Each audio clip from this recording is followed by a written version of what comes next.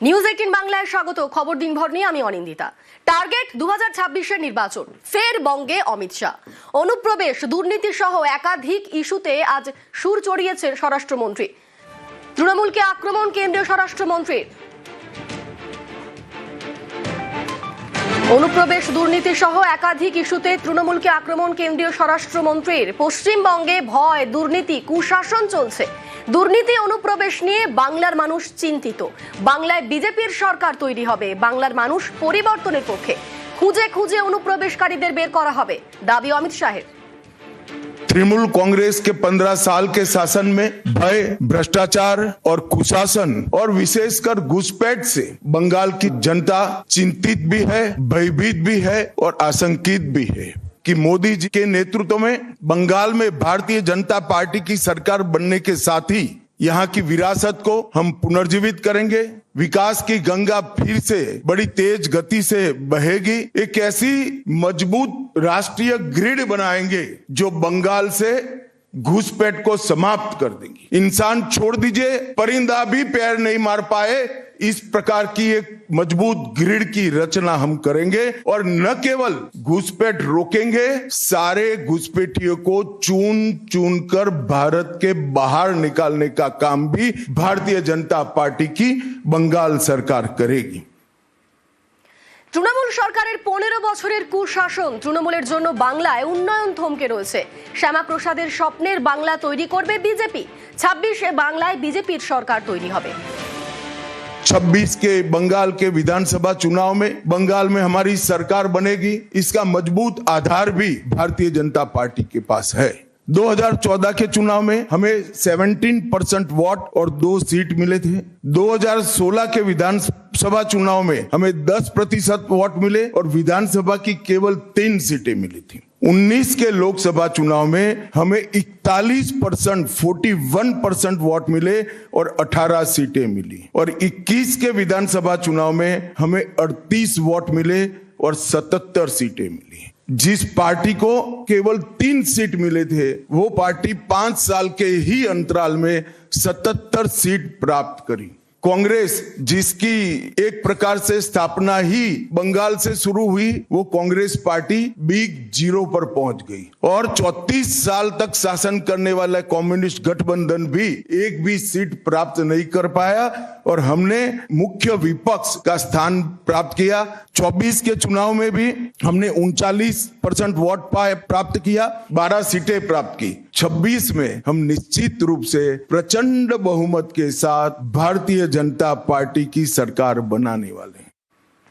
মতুয়াদের ভয় পাওয়ার কিছু নেই। শরণার্থী হয়ে যারা এসেছেন তাদের নাগরিকত্ব দেবে কেন্দ্র। নাগরিকত্ব দিতে তৃণমূলও আটকাতে পারবে না, এমনটাই দাবি করলেন অমিত শাহ। मतुआओं को डरने की कोई जरूरत नहीं है। ये भारतीय जनता पार्टी का वादा है। जो शरणार्थी बंगाल में आए हैं वो भारत के नागरिक है, इनका कोई नुकसान नहीं कर सकता, ममता बनर्जी भी नहीं कर सकती।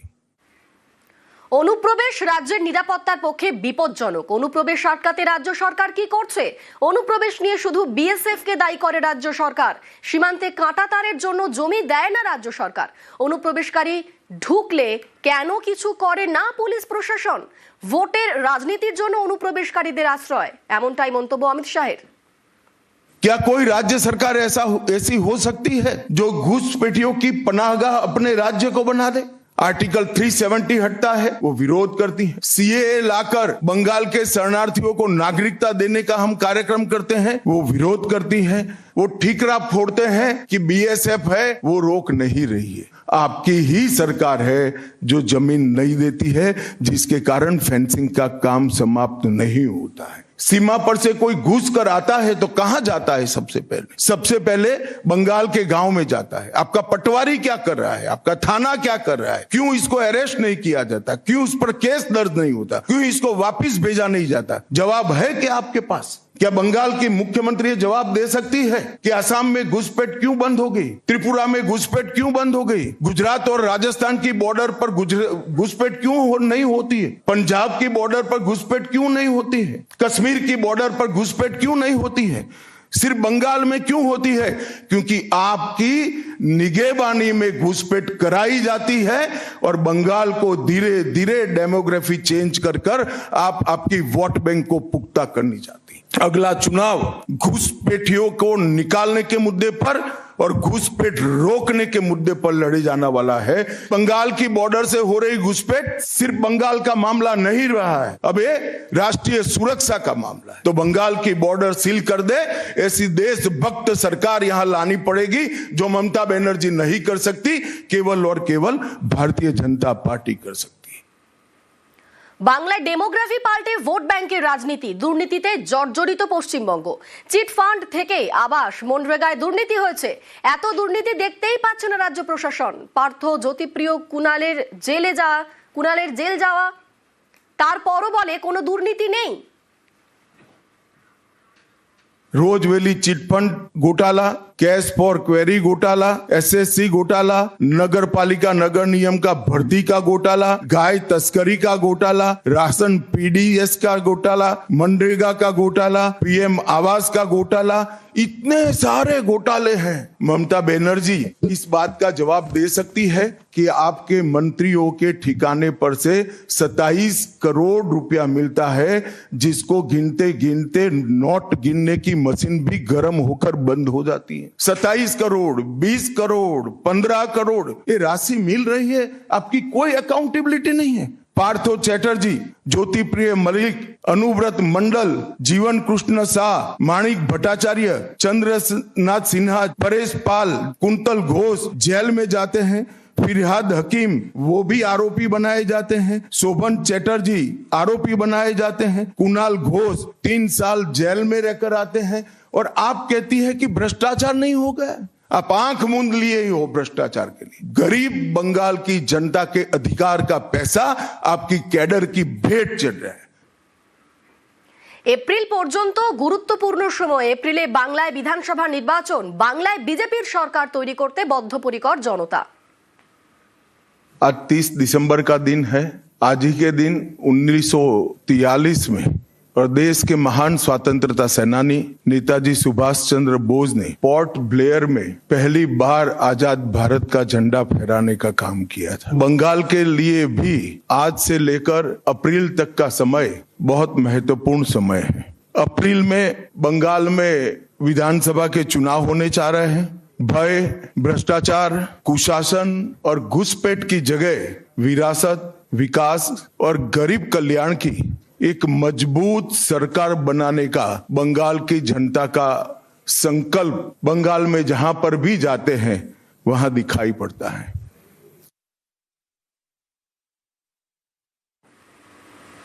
গতকালই একাধিক বিষয়ে সুর চড়িয়েছেন মমতা বন্দ্যোপাধ্যায়। গতকাল মুখ্যমন্ত্রীর নিশানায় বিজেপি, ভেঙে লুটে তছনছ করছে বলে তোপ মুখ্যমন্ত্রীর। নাম না করে বিজেপিকে আক্রমণ মমতা বন্দ্যোপাধ্যায়ের। সর্বধর্ম সমন্বয়ের বার্তা মুখ্যমন্ত্রীর। আমাকে অনেকে বলে আমি অ্যাপিজমেন্ট করি, আমি অ্যাপিজমেন্ট করি না, আমি সেকুলার সঠিক অর্থে, অর্থাৎ সর্বধর্ম সমন্বয়। রামকৃষ্ণ পরমহংসদেবের মাটির মানুষ আমরা, স্বামীজির মাটির মানুষ আমরা, সব ধর্মকে ভালোবেসে। এমন কোনো ধর্ম আমায় দেখাতে পারবেন না যার প্রোগ্রামে আমি যাই না। যখন আমি গুরুদ্বারায় যাই আমায় মাথা ঢেকে যেতে হয়। কই তখন তো তোমরা আমাকে কিছু বলো না, তাহলে আমি রোজায় গেলে তোমাদের আপত্তি কেন? আমি চাদরটা গায়ে দিয়ে এসেছি কেন জানেন? কারণ মা দুর্গার শিলান্যাস হচ্ছে। এটা আমাদের ধর্ম শিক্ষা যে কেউ, আমরা হিন্দুরা মেয়েরা দেখবেন যখন পুজো হয় মাথায় কাপড় দেয় বউরা, গাটা ঢেকে নেয়, কারণ হচ্ছে এটা ওদের কালচার। সব ধর্মেই কোনো না কোনো কালচার আছে। সেই কালচারটা আমি যদি বলি মানবো না, হয় কখনো? ভেঙে দিচ্ছে, লুটে নিচ্ছে, তছনছ করে দিচ্ছে।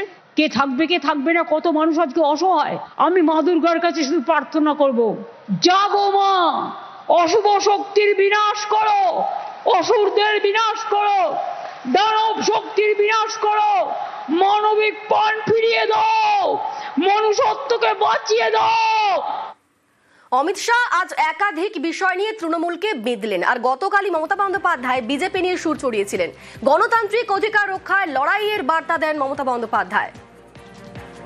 মনে রাখবেন, সহ্য করছি, ধৈর্য ধরছি, সহ্যেরও একটা লিমিট থাকে। রামকৃষ্ণ পরমহংসদেব বলেছিলেন, একটা সাপ তাকে গিয়ে বলেছিল, আপনি তো আমাকে কামড়াতে বারণ করেন, আমি কাউকে কামড়াই না, কিন্তু আমাকে সবাই খুব মারে জানেন। রামকৃষ্ণ পরমহংসদেব বললেন, আমি তোমায় মারতে বারণ করেছি, আমি তোমাদের তো ফোঁস করতে বারণ করিনি। ফোঁস কিন্তু থাকবে, জেনে রেখে দিন। বাংলার মাটি মাথা নত করে না। প্রত্যেকটা মানুষের গণতান্ত্রিক অধিকার যেন রক্ষিত হয়, এর জন্য লড়াই চলছে এবং চলবে। মুখ্যমন্ত্রীর নিশানায় নির্বাচন কমিশন, এসআইআরে ভোগান্তি, মৃত্যুতে সরব মুখ্যমন্ত্রী। এত বছর থেকেও কেন নাগরিকত্বের প্রমাণ? প্রশ্ন মুখ্যমন্ত্রীর। বাংলা বললেই বাংলাদেশি তকমায় সরব মমতা।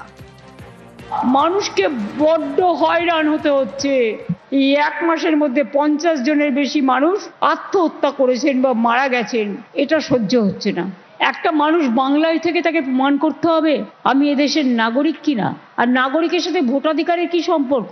আমি এখানে থাকি, আমি পড়ি, আমার জন্ম, আমার ঠিকানা, আমার অস্তিত্ব, আমার অস্মিতা, আমার ভাষা, আমার ভালোবাসা। বাংলা ভাষায় কথা বললেই বলছে হোটেলে জায়গা দেওয়া যাবে না, বাংলা ভাষায় কথা বললেই বলছে বাংলাদেশি। যারা 71-এর মার্চ পর্যন্ত এসছে তারাও আজকে ইন্ডিয়ান নাগরিক। 2024-এ যারা এলো তাদের আপনি যদি নাগরিক বলতে পারেন, তাহলে সারা জীবন দেশের জন্য যারা রক্ত দিল, ফাঁসির মঞ্চে গেল, কি বাবুরা একটু ভাববেন নাকি? তাই বাংলাকে ভালোবাসি, ভালোবাসি, ভালোবাসি, দেশকেও ভালোবাসি। বাংলা তার কৃষ্টি সংস্কৃতি নিয়ে সারা পৃথিবীকে পথ দেখাবে। What Bengal thinks today, world will think tomorrow.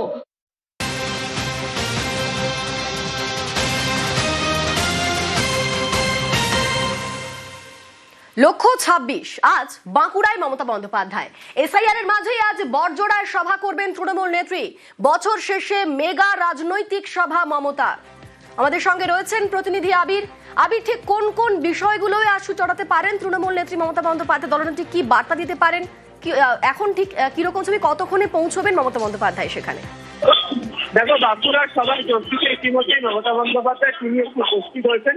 কিছুক্ষণের মধ্যে তিনি মঞ্চে আসবেন। বাঁকুড়াকে আজকে সভা মূলত পূর্ব বর্ধমান জেলা, বিষ্ণুপুর এবং বাঁকুড়া, এই তৃণমূল কংগ্রেসের যে সাংগঠনিক জেলা কেন্দ্রে এই আজকের এই রাজনৈতিক সভাটি হতে চলেছে। এই সভাটা মূলত এক এসআইআর ইস্যু, এই ইস্যুতে তিনি যেমন সরব হবেন, পাশাপাশি তুমি যে ইস্যু নিয়ে তিনি করবেন সেটা হচ্ছে যে তৃণমূল কংগ্রেসের পরবর্তী কেন বিজেপিকে লাগাতার আক্রমণ করা হচ্ছে, কেন সেই প্রসঙ্গ বারবার করে তারা তুলছে, সেই প্রসঙ্গের কথা তারা উল্লেখ করবে। অন্য বিষয় হচ্ছে তৃণমূলের বক্তব্য সেই প্রচারে বেশি তারা পাশাপাশি তৃণমূল কংগ্রেসের দেখা হচ্ছে যে রাজ্য বিভিন্ন। তোমার কথা খুব একটা স্পষ্ট নয়, আমরা অবশ্যই নজর রাখছি সেদিকে। আজ মমতা বন্দ্যোপাধ্যায় ঠিক কোন বার্তা দেন, কোন কোন বিষয়গুলো নিয়ে ইস্যু করেন, কোন কোন বিষয় হাতিয়ার করেন, অবশ্যই কি বার্তা দেন সেদিকে নজর রাখছেন প্রত্যেকে।